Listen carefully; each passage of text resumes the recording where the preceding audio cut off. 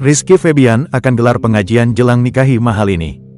Rizky Febian akan menggelar pengajian sebelum menikahi calon istrinya, Mahalini. Hal tersebut diungkapkan ayahnya sekaligus komedian Sule. Setelah ini, prosesi pamit, nanti rangkaiannya ada pengajian baru akad. Tanda Sule dikutip dari YouTube Sel Media, Senin, tanggal 6 Mei tahun 2024. Soal prosesi pamit yang belum lama dilakukan Mahalini dan Rizky Febian di Bali, Sule menegaskan itu bukanlah prosesi pernikahan.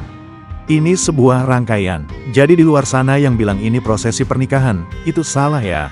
Bukan prosesi pernikahan tapi pamit, biar tidak salah paham dan salah sangka, terang Sule. Dijelaskan Sule, Mahalini dalam acara adat agama Hindu Bali itu meminta izin untuk berpamitan dengan keluarga dan leluhurnya. Pasalnya, ia akan mengikuti keyakinan Rizky Febian. Lebih lanjut, Sule mengatakan keluarganya juga menghadiri acara adat tersebut. Bahkan mereka pun menjadi saksi Mahalini berpamitan dengan keluarganya.